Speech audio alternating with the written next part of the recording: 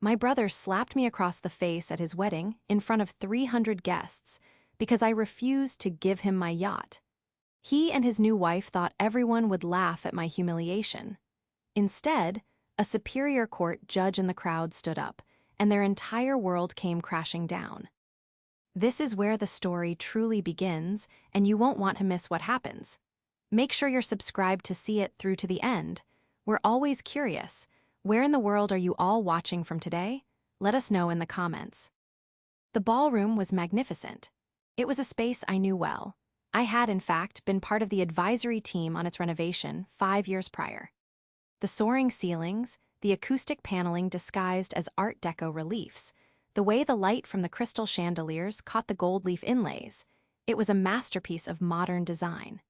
And it was filled with 300 of my brother's newest and closest friends, along with a few bewildered family members, all gathered for his wedding to Louise.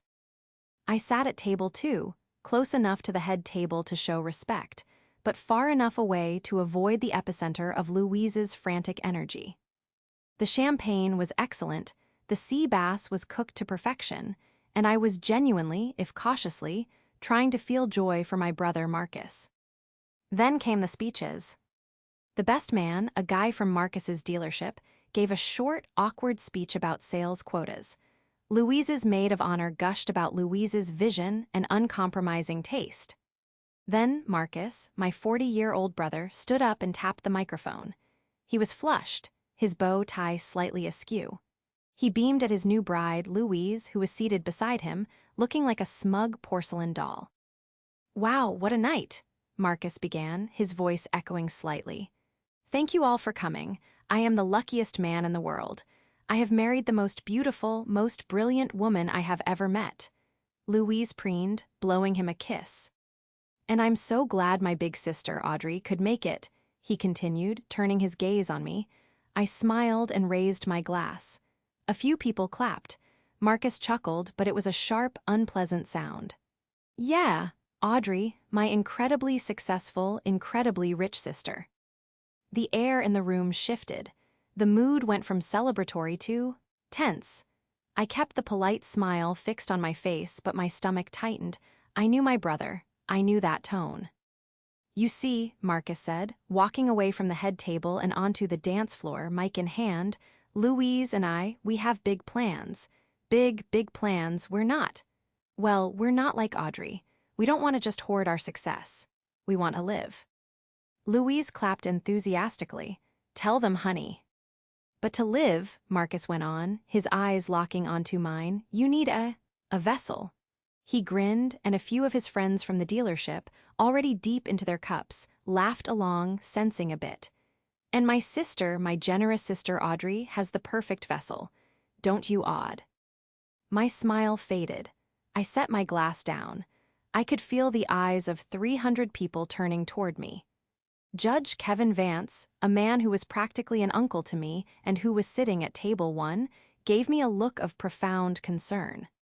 "So, Audrey," Marcus said, his voice now a booming, theatrical demand, "Louise and I have decided.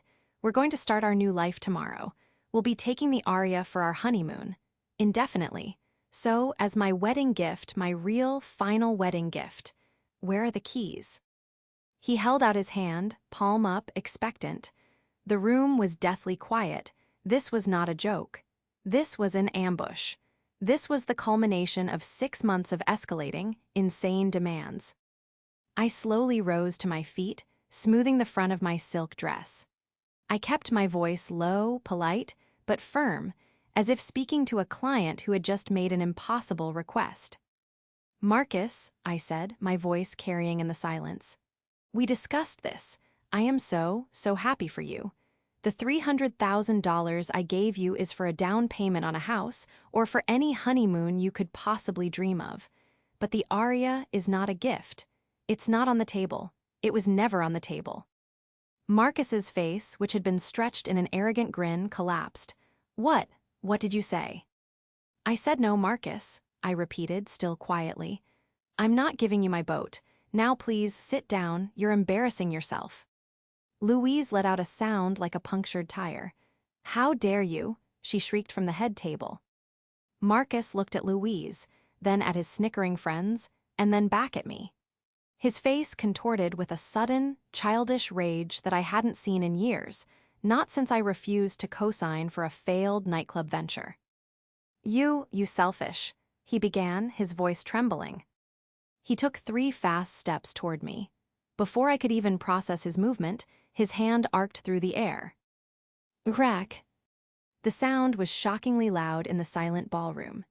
His open palm connected with my cheek, a flash of white-hot pain exploding across. My face, the force of it was staggering. It snapped my head to the side and sent me, and the delicate ballroom chair I had been leaning against, toppling backward onto the floor. I landed hard on my hip. For a half-second, the only sound in the room was the clatter of my chair on the marble, and a single, shocked gasp from Judge Vance's wife. I lay there, stunned, my cheek throbbing, looking up at the beautiful, acoustically perfect ceiling. I could see Marcus standing over me, breathing hard, his hand still raised. He looked shocked at his own actions, but then his eyes met Louise's. She was smirking. He thought this was his moment of triumph. He thought 300 people would see a spoiled, rich sister get her comeuppance. He thought they would laugh. No one laughed. The betrayal was so sudden, so absolute, it was worse than the physical sting. He had not just struck me. He had done it in front of my peers, my friends, and a man I considered a father figure, all to impress his new wife and steal an asset he had not earned. The silence that followed the slap was the loudest sound I had ever heard. The silence stretched for 1 second, 2, 3. It was a suffocating, absolute void, heavier than any sound. 300 guests were frozen, forks halfway to mouths, glasses paused in the air. All I could hear was the ringing in my own ears and the sharp, shallow breathing of my brother, who was still standing over me, his hand tingling from the impact. He looked down at me on the floor, his 46-year-old sister, the woman who had paid for his MBA, the woman who had bylaid him out of 2 separate foreclosures, and his expression wasn't remorse. It was a terrifying, smug justification. He had won. He had publicly dominated me. "Well," he stammered, trying to regain the jovial tone. "I guess that's a no then, huh?" He let out a forced, bark-like laugh, turning to his friends, expecting them to join in. Not a single person moved. Louise, from the head table, was the only one smiling. "Good one, baby," she called out, her voice slicing through the tension like a shard of glass. She needed that. I pushed myself up onto one elbow, my cheek burning, my hip aching from the fall. My mind, the architect's mind that lives on logic and structure, was frantically trying to build a framework for what had just happened. This wasn't a family squabble. This was a crime. "Marcus." The voice that spoke was not mine. It came from Table 1, and it was not loud, but it carried the effortless, unimpeachable authority of a man who had commanded a courtroom for 30 years. Judge Kevin Vance, his face a mask of cold fury, slowly pushed his chair back and stood to his full height. He was 65, with a shock of white hair, and in that moment he seemed 7 feet tall. He placed his napkin neatly on the table. He was not a guest anymore. He was the law. "Marcus," he repeated, his voice cutting through the ballroom. Every head snapped toward him. My brother, who had been puffing his chest out, visibly deflated. "Hey, Judge Vance, just a little family joke. You know how sisters can be." Judge Vance took 1 step toward him. "That was not a joke," he said, his tone flat and glacial. "That was assault. In some jurisdictions, with the fall, it could be battery causing bodily harm." Marcus froze, the color drained from his face. "What, Judge, come on, it's my wedding." "I am perfectly aware of where we are," Judge Vance said, his eyes never leaving my brother. He then looked at the wedding planner, who was hovering by the door, pale and holding a clipboard. "Ma'am, please call the hotel security, and then call the police." "No," Louise shrieked, jumping to her feet. "You can't, it's our party, he's a judge, he can't just do that."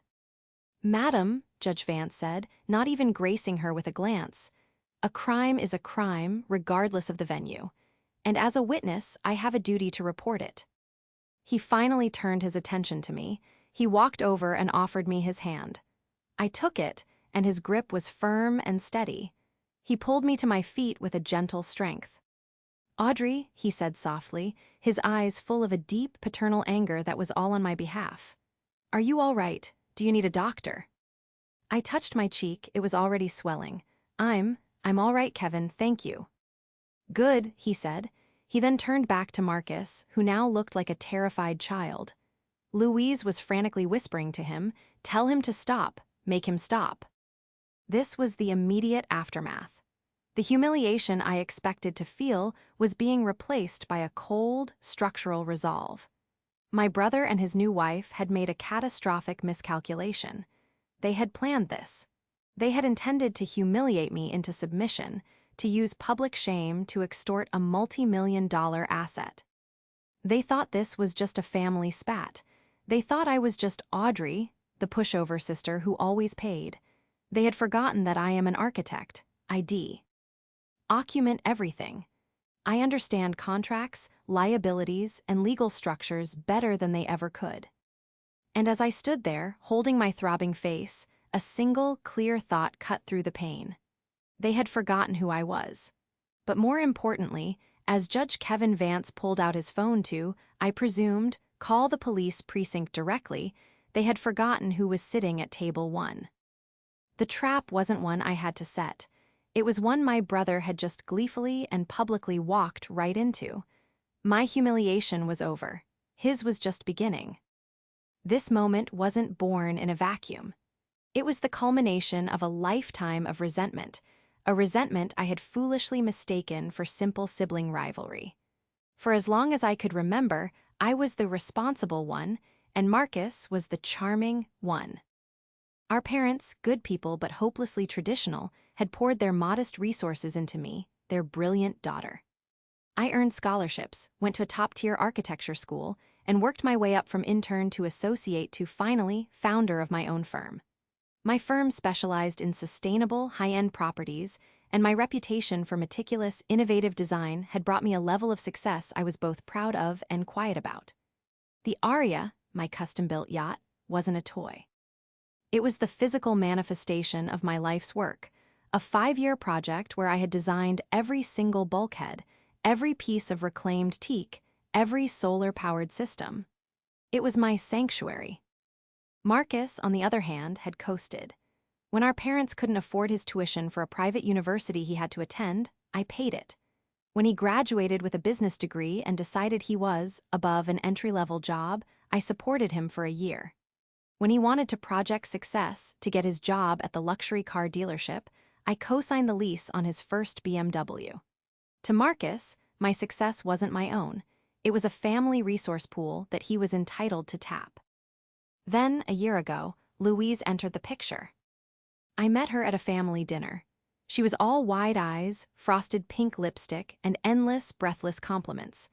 "Oh, Audrey, your house, it's just everything. Marcus told me you were talented, but my God." She claimed to be a brand consultant, a vague title that, as far as I could tell, meant she took artistic photos of expensive lunches for an audience of 1,200 followers. Her obsession with my life was immediate and unnerving. She didn't ask what I did. She asked what things cost. What was the square footage of my home? Was my car leased or owned? How many weeks a year did I use the Aria? It was Louise who found the promise. One night, over wine, Marcus was complaining about his commissions. "I'll never get ahead," he whined. "I'll be 40 and still renting."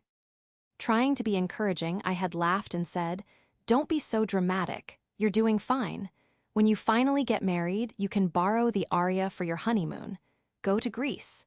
You'll feel better." It was a throwaway line, a kind gesture. To Louise, it was a verbal contract. 6 months ago, when they announced their engagement, the texts began.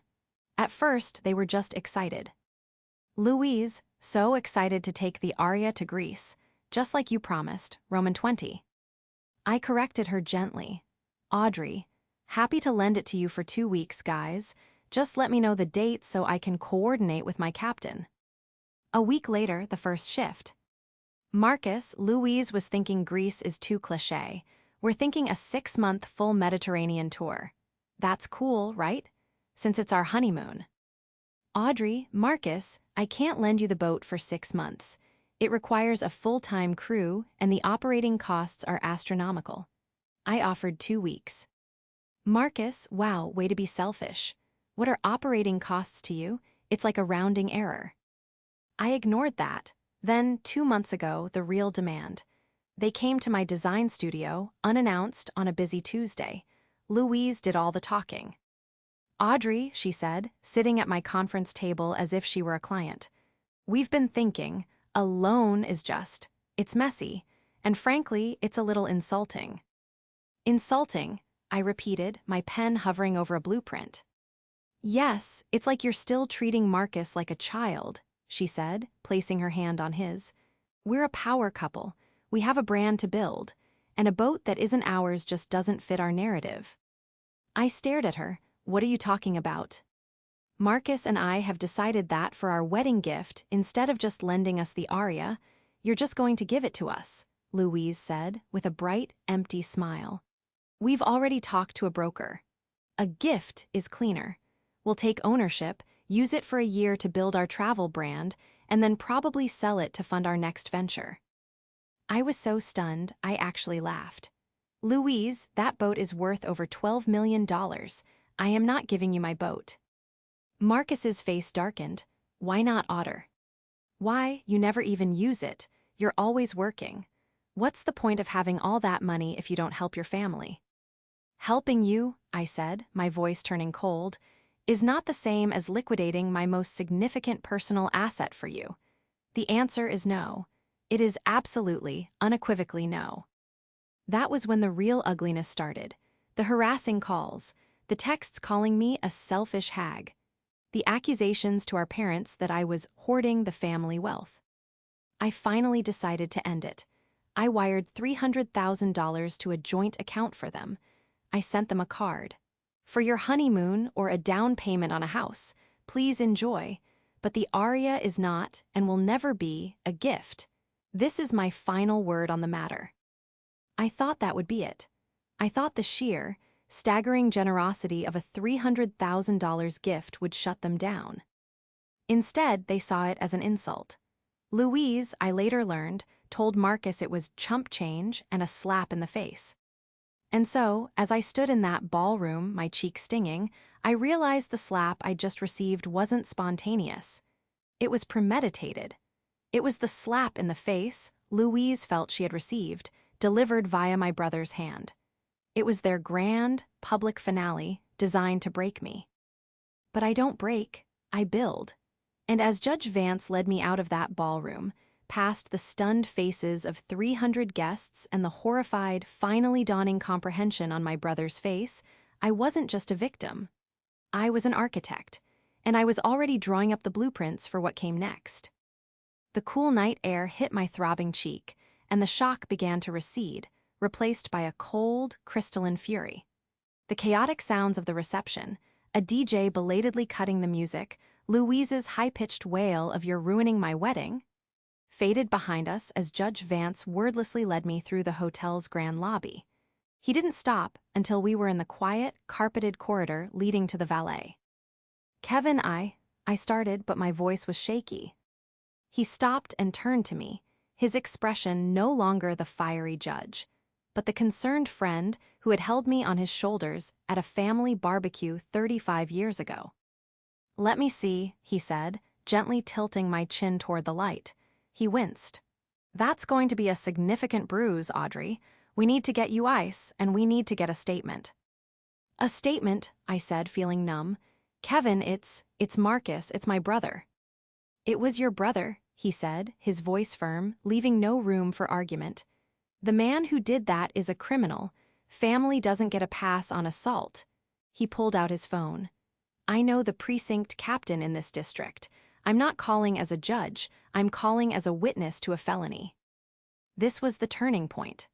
Part of me, the responsible sister part that was so deeply ingrained, wanted to go home, lock the door, and just cry, to let the humiliation wash over me and then, eventually, sweep it under the rug, just as I had swept Marcus's debts and failures under the rug for 2 decades.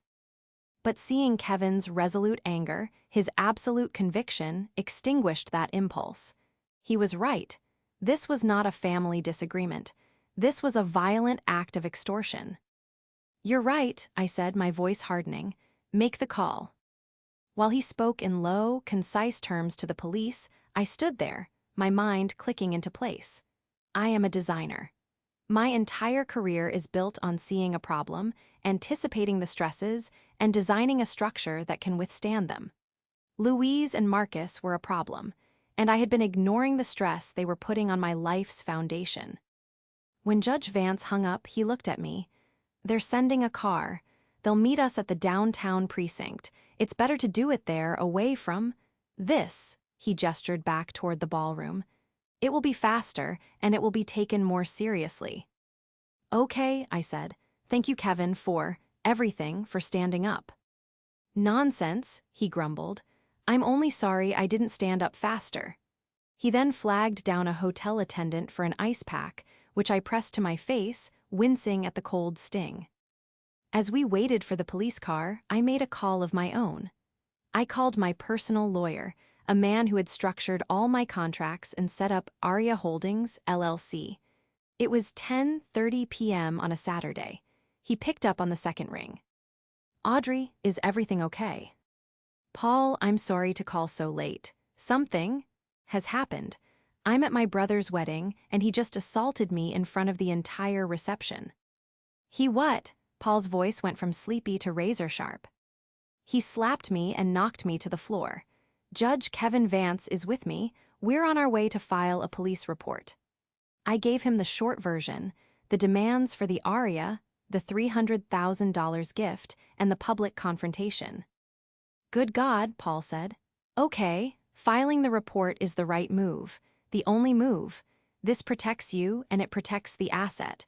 Judge Vance's witness testimony is ironclad." "That's what I want to talk about," I said, pacing the corridor. "The asset. Louise, his new wife, is the one driving this. She's threatened to ruin me, to go after my clients, my reputation. She's unhinged." "Right," Paul said. "Let them. Any attempt to slander you to your clients is defamation and tortious interference. We can shut that down instantly." "I want to be proactive," I said, a new, cold energy filling me. "She claims to be a brand consultant. I want to know who she is. I want to know everything. As an architect, I would never build on an untested foundation. I was done letting Louise operate in my life without a full survey." "I'll have our investigator run a full background check on her first thing Monday," Paul promised. "Socials, credit, legal, the works. If she has a history, we'll find it." "Thank you, Paul." "And Audrey," he said, his voice firm, "don't talk to Marcus. Don't talk to Louise. Don't talk to your parents until you've given your statement. From now on, they talk to me. Is that clear?" "Crystal," I said and hung up. The police car, a quiet, unmarked sedan, pulled up to the hotel entrance. Judge Vance opened the back door for me. As I slid in, the weight of the night finally settled on me, but it was no longer just humiliation. It was the heavy, solid weight of resolve. Marcus and Louise had planned their attack. They had assumed I was a soft target. They had assumed that family meant I was their permanent, personal safety net. They had forgotten that safety nets are for accidents. They are not for people who jump on purpose, intending to break the very person holding them. The investigation had begun.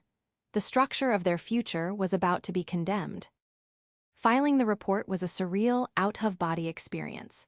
Judge Vance sat beside me, a silent, powerful presence, as I recounted the evening's events to a detective who seemed to grow increasingly grim. The officer taking the photographs of my face, my cheek now a mottled, swelling purple and red, was gentle and apologized for the flash. Judge Vance gave his own statement, a concise, devastatingly clear account from a judicial witness, which the detective read back with raised eyebrows. We were finished by 2 a.m. I slept for 3 hours and woke up feeling like I'd been hit by a truck. The adrenaline was gone, leaving only a deep, aching throb in my face and my heart. My phone was a wasteland. Dozens of missed calls from my parents, who had presumably been alerted by a frantic Marcus. A string of texts from Marcus himself, oscillating wildly between, "How could you ruin my wedding?" and "Audrey, pick up, we can fix this," and finally, a chillingly cold, "You will regret this." But I didn't have time to dwell. I was meeting a new client at my studio at 9 a.m., and I would not let my brother's meltdown derail my business. I was in my office, a clean, glass-walled space overlooking the city, going over blueprints for a coastal home when my assistant buzzed me. "Audrey, your brother and a woe. Man are here, they don't have an appointment and they're being very insistent." "It's fine, Clara," I said, my voice steady. "Send them in." The doors to my studio hissed open, and in walked Marcus and Louise. They were not dressed for an apology. They were wearing matching, expensive-looking sunglasses, and both were holding large coffees. Louise was in a white sundress, as if she were still the blushing bride. Marcus looked haggard, but his jaw was set in stubborn anger. "You need to call them," Marcus said, not even bothering with a hello. He ripped his sunglasses off. "You need to call the police right now and drop that ridiculous report." I leaned back in my chair, deliberately not standing. I simply looked at him, my bruised face on full display. "No." "What did you say?" he snapped. I said no, I will not be dropping the report. You assaulted me, Marcus. That's not something we fix. That's a crime.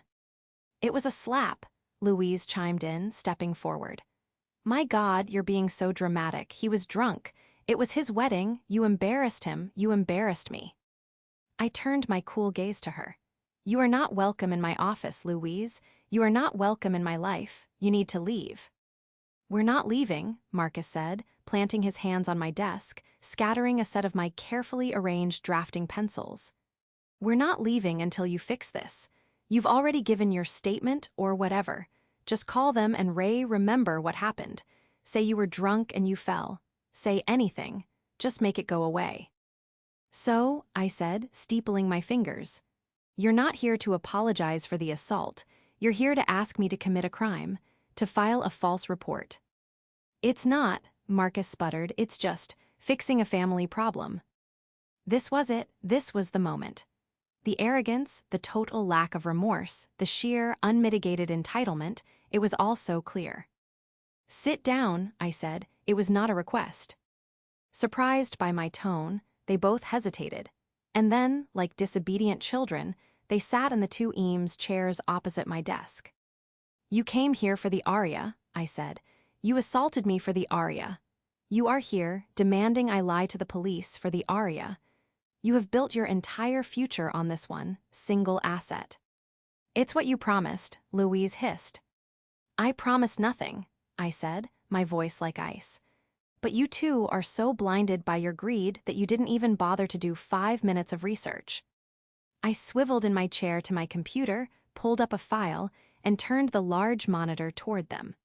On the screen was a PDF, the Articles of Incorporation for Aria Holdings, LLC. Marcus squinted. "What is this? More of your boring work stuff?" "That," I said, "is the legal owner of the aria. It's a limited liability company. It's not my personal property. It's a corporate asset held by my holding company for insurance, liability, and tax purposes." Louise looked confused. "So, just sign it over. The company, the boat, whatever." I almost laughed. "You really are that dense, aren't you? Louise, if I, the sole officer of this LLC, were to gift its only asset, a $12 million asset, to a family member for zero consideration, do you know what that's called?" I leaned forward. "It's called corporate malfeasance. It's called tax fraud. It's the kind of thing that doesn't just trigger a fine, it triggers a full-blown federal audit of me, my company, and the recipient of the fraudulent gift. It's the kind of thing that can get a professional license, like, say, an architect's license, revoked. It's the kind of thing that can lead to jail." I let the words hang in the air. Marcus was pale. Louise was, for the first time, speechless. "You didn't just ask for a boat," I said, turning the monitor back to myself. "You demanded I commit a felony. You assaulted me because I refused to commit a felony for you. So no, Marcus, I'm not calling the police to drop the charges. In fact, I've already spoken to my lawyer. He's very interested in this conversation. I gestured to the small speakerphone on my desk, where a tiny green light was illuminated. This is Paul Anton, counsel for Ms. Audrey. Paul's voice suddenly filled the room, crisp and professional. Marcus, I have a recording of this entire conversation, including your request for my client to file a false police report. That's witness tampering. I'd advise you and your wife to leave the premises immediately before I add that to the complaint. Louise shot out of her chair as if it were on fire. You recorded us. You are in a private place of business, and you were informed you were not welcome, Paul's voice replied. Get out. Marcus stared at me, his eyes wide with a new kind of terror. The anger was gone, replaced by the dawning, sickening realization that this was not a family argument. It was a legal battlefield, and he had just shown up with a water pistol while I was sitting in a tank. Audrey, he whispered, please. Get out of my studio, Marcus, I said, my voice flat. Get out now. They practically ran for the door. As it hissed shut behind them, I let out a breath I didn't even know I was holding. The confrontation was over. The first pieces on the board had been set, and I had just taken their queen. The recording of Marcus's attempt at witness tampering was, as my lawyer Paul put it, a gift. It was immediately sent to the district attorney's office, along with a formal request for a restraining order against both Marcus and Louise. The assault charge was now rock solid, and the DA, smelling an easy, high-profile conviction thanks to a judge's testimony, was pursuing it aggressively. Louise, however, did not go quietly. She was a cornered animal, and she came out lashing. 2 days after the disastrous studio confrontation, her smear campaign began. She took to social media, her primary weapon, with a vengeance. She posted a tearful, black-and-white video on her Instagram. I've been quiet for days, she sniffled, her wedding makeup artfully smudged. I've been trying to keep the peace for my new husband, but I can't stay silent anymore about his monster of a sister, Audrey. The post was public. She didn't use my last name, but she tagged my firm's official business account. She ruined our wedding, Louise wept to her 1,200 followers. Just because we asked to borrow her precious boat. She had her judge friend call the police and she's trying to have Marcus jailed, all over a stupid boat. She's a liar, she's selfish, and she hates her family. Please don't support her business. She doesn't deserve it. The comments were a predictable mix of OMG, stay strong, from her clueless friends and a few confused what?s. Paul had it taken down in under an hour.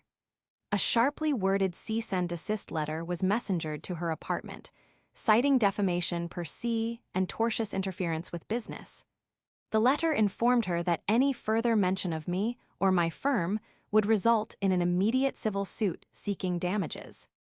But she had already done me a favor. Her public post was all the evidence Paul needed for the building a case, part of our plan. While Louise was busy committing career suicide on social media, Paul's investigator had finished his report. And it was devastating. Our girl Louise is not just a brand consultant, Paul said over the phone that afternoon. She's a serial debtor with a pattern. She has over $80,000 in credit card debt across 6 cards. She was sued 2 years ago by a former boyfriend for unpaid loans totaling $30,000. The suit was settled out of court. Before him, an apartment complex in another state won a default judgment against her for $15,000 in unpaid rent and damages. So, she's not just a manipulator, I said, rubbing my temples. She's a professional. She's a predator, Audrey, Paul said grimly. She finds men she thinks have access to money, burns through them, and moves on. Marcus was her ticket to the big leagues. She saw you and the aria as the jackpot. My heart ached for my brother. He was a fool, yes. He was weak and entitled and now violent, but he was also a victim. He was a tool for this woman to get to me. This brought us to the second, more difficult confrontation, our parents. They had been calling me nonstop, leaving tearful, angry messages. How can you do this to your brother? You're tearing this family apart. He made a mistake. I had agreed to meet them at their house, but on my terms. I would not be alone with Marcus. I would come, present my side, and leave. I arrived on Sunday, a week after the wedding. My bruise had faded to a sickly yellow-green. My parents met me at the door, their faces etched with worry. "Audrey, thank God," my mother said, trying to hug me. I stiffened, and she pulled back. "Where is he?" I asked. "He's in the kitchen," my father said, his voice heavy. "He and Louise they're a mess. This is killing them, Audrey. You have to stop this." "I am not stopping anything," I said, walking into the living room. "I am the victim, remember." Marcus and Louise were sitting on the couch, looking like sulking teenagers. The moment Louise saw me, her eyes narrowed with pure, unadulterated hatred. She spat, "you got my Instagram shut down." "That was my lawyer," I said calmly. "And that's just the beginning if you don't stop. Now I'm here to talk to Mom and Dad." I turned to my parents. "I know you're upset. I know you think I'm being cruel, but you don't know the whole story. You only know the one they've been telling you." "He's your brother," my mother cried. "He's facing jail, Audrey, over a slap." "It wasn't over a slap, Mom," I said, my voice rising. "It was over this." I took the investigator's report from my bag and tossed it on the coffee table. "What is this?" my father asked. "That," I said, "is a background check on my new sister-in-law. Go ahead, read it." My parents stared at the papers. Marcus lunged for it, but I snatched it away. "Not for you, Marcus. This is for them." I handed the first page to my father. He put on his reading glasses and began to read. His face went from confused to ashen. My God, $80,000 in debt, sued by an ex-boyfriend. "She's a con artist, Dad," I said, my voice breaking just a little. "She's been targeting men for money for at least 5 years. Marcus wasn't her partner, he was her stepping stone. To me, to my money, to my boat." "That's a lie," Louise shrieked, jumping to her feet. "It's all lies. Tell them, Marcus. Tell them how much you love me." Marcus was staring at the paper in my father's hand, his face a mask of disbelief. "Louise, what is this? Settlement? $30,000. "It's nothing, baby," she insisted, her voice frantic. "It's my past. It doesn't matter. What matters is us. What matters is that your sister is trying to destroy our future." "What future, Louise?" I cut in. "The future where you sell my boat and leave him, because that's what was going to happen." "Marcus," my mother whispered, her eyes full of tears as she read the report. Is this true? Did you know about this?" Marcus looked at Louise, then at the report, then at me. He was trapped. The entire narrative, that I was the selfish, cruel one, had just been obliterated by a few sheets of paper. The spell was breaking. You told me he was a stalker," Marcus said to Louise, his voice trembling. "You told me that lawsuit was fake." "He was," Louise screamed. "They're all liars, and so are you." She pointed a trembling finger at me. "You did this, you." She was out of words. Her entire arsenal of manipulation was gone. She was exposed. In front of the family she was trying to fleece, and the man she had used as a battering ram. Marcus, finally, looked at me. The anger was gone, replaced by a dawning, bottomless horror. He wasn't just seeing the legal trouble he was in. He was seeing, for the first time, the woman he had married, and he was seeing the sister he had betrayed. The fight was over. Louise knew it. She grabbed her purse. I'm not staying here for this." She stormed out of the house, slamming the front door behind her. Marcus didn't follow. He just sank back onto the couch and put his head in his hands, his shoulders shaking. My parents looked at him, then at me, their faces a roadmap of confusion and grief. The antagonist's spell was broken, but the consequences were just beginning. The day of the first court appearance arrived 2 weeks later. It wasn't a trial, just a preliminary hearing, but the stakes felt immense. I walked into the Superior Courthouse, my lawyer Paul at my side. My parents were already there, sitting in the back row, looking small and defeated. Then Marcus arrived. He was alone. He looked terrible. He'd lost weight, his suit was rumpled, and he hadn't shaved. He was a man completely adrift. He saw me, and his eyes were a mixture of shame, fear, and a desperate plea. He started to walk toward me. "Don't," Paul said quietly, putting a hand on my arm. "The restraining order is in effect." Marcus stopped, wringing his hands, and shuffled into the front row to sit with his public defender. Louise was nowhere to be seen. "All rise," the bailiff called out. We stood. The judge entered and my stomach dropped. It wasn't Judge Vance, of course it wouldn't be, as he was a witness, but it was a judge I recognized. Judge Maria Santos, known for her no-nonsense, by-the-book approach. "Calling case 774B, the People versus Marcus," the bailiff said. Marcus and his lawyer stood. The prosecutor, a sharp woman in her 30s, stood as well. "Your Honor," the prosecutor began, "the people are pursuing the maximum charge of battery. The defendant, at his own wedding reception, in front of 300 witnesses, violently struck his sister, the victim, Ms. Audrey, causing her to fall and sustain injury." The public defender sighed. "Your Honor, this is a family matter. A tragic one-time misunderstanding fueled by alcohol at a wedding. My client is deeply remorseful. He's a 40-year-old man with no prior offenses. A battery charge is excessive. We believe this should be a simple misdemeanor, deferred with anger management." Judge Santos looked over her glasses at Marcus. "A misunderstanding? I have the police report here. I have the photographs of the victim's face. It looks like more than a misunderstanding to me." "And Your Honor," the prosecutor added, "we have more. The people would like to submit this." She handed a file to the bailiff, who passed it to the judge. "This is a sworn witness affidavit from the Honorable Judge Kevin Vance, who not only witnessed the assault but was the one to report it. He describes the act as willful, malicious, and entirely unprovoked." A murmur went through the courtroom. Judge Santos's eyebrows shot up. She read the statement, her expression hardening. "A sitting judge is the primary witness," she said, looking at the public defender. "And he used the word malicious." "Judge Vance is a family friend, Your Honor," the public defender stammered, clearly blindsided. "He's biased." "Biased?" Judge Santos snapped. "Or an expert witness to the law? I've known Judge Vance for 20 years. He is not a man given to hyperbole. This affidavit is extremely compelling." The prosecutor wasn't finished. "Furthermore, Your Honor, we have evidence of witness tampering.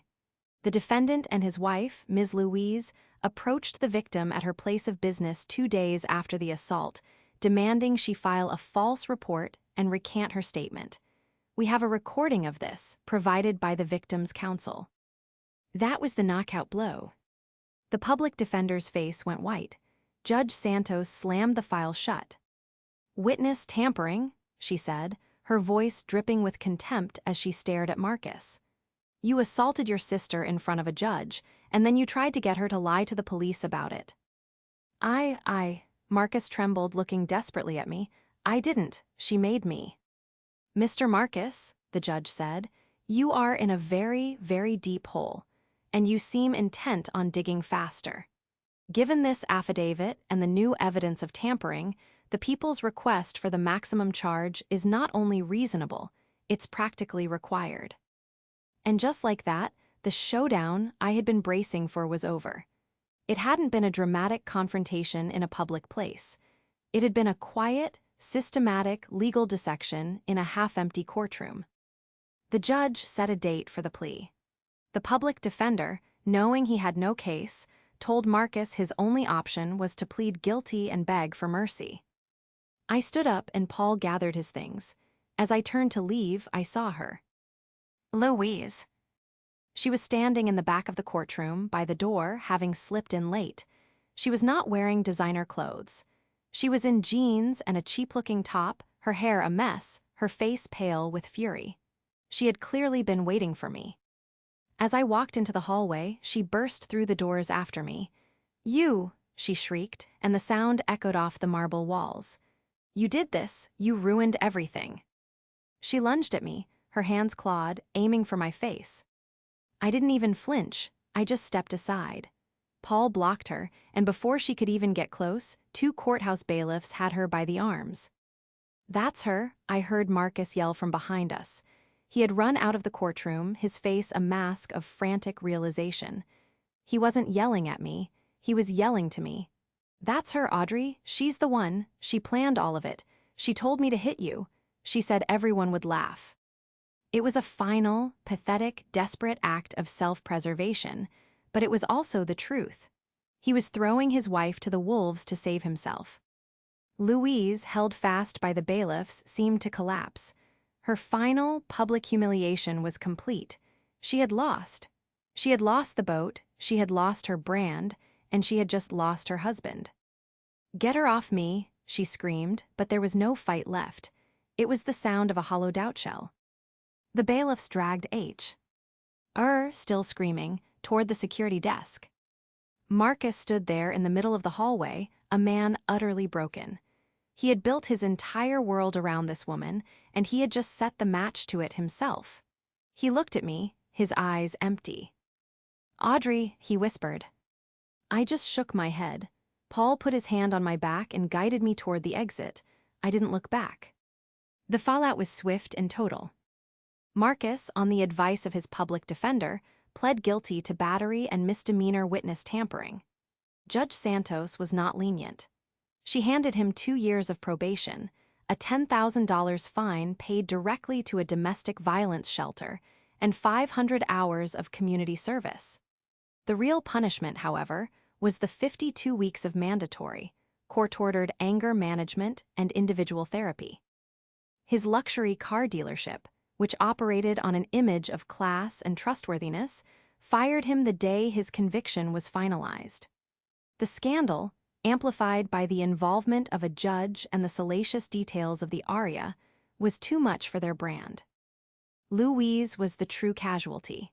Her final, desperate lunge at me in the courthouse earned her a night in jail and her own assault charge, which was dropped only because I declined to press it. It didn't matter. Her creditors, alerted to her legal troubles and the public implosion of her marriage, pounced. The civil suits that Paul's investigator had uncovered were reactivated. She was sued by the credit card companies, the apartment complex, and most satisfyingly, by the ex-boyfriend she had scammed. She and Marcus had their marriage annulled. She disappeared from the state, presumably to find a new town, a new name, and a new victim. My parents were heartbroken. They had not only seen their son convicted of a crime, but they had been forced to see the truth about his character, and the character of the woman they had welcomed into their family. Our relationship is strained, but we are slowly, cautiously rebuilding. They are in therapy now, too, trying to understand their own role in enabling Marcus's behavior for 4 decades. And then there was Marcus. 6 months after the conviction, I received a letter. It was handwritten on simple, lined paper. It was from him. It was not a demand or a whine or a justification. It was just 12 pages of a man finally, agonizingly, taking inventory of his life. He was working a minimum wage job at a hardware store. He was living in a tiny, 1-bedroom apartment. He was, he wrote, attending his therapy sessions twice a week. He detailed his jealousy, his deep-seated insecurity, his weakness. He explained how Louise had preyed on those exact things, promising him a life where he could finally be me instead of just being my brother. He wrote that he didn't expect me to forgive him. He didn't deserve it. He just wanted to, for the first time in his life, tell the truth and apologize for the man he had been. I read the letter, and then, for the first time since the wedding, I cried. I cried for the brother I had and the brother I had lost. The restraining order is still in place, but I wrote him back, a simple 2-line card. I am glad you are getting help. Keep going. It is a start. Today, the aria is anchored in a quiet, turquoise cove. The water is so clear I can see the sandbar 20 feet below. I'm sitting on the aft deck, a large sketchpad in my lap, a pencil behind my ear. The sun is warm, and the only sound is the gentle lapping of the water against the hull. My firm just landed the biggest project of its career, a fully sustainable, carbon-neutral resort in Costa Rica. I am here, on my boat, my sanctuary, doing the first preliminary sketches. My phone buzzed. It was a text from Judge Vance. Anchored off Catalina, waters are calm, thinking of you, proud of you. I smiled and texted back. All is well, Kevin, sketching the future. It looks beautiful from here. I put the phone down, picked up my pencil, and got back to work. The slap, the courtroom, the betrayal, it all felt 1,000 miles away. They were just stress points in the old design. I had weathered them. The foundation had held, and I was already building something new.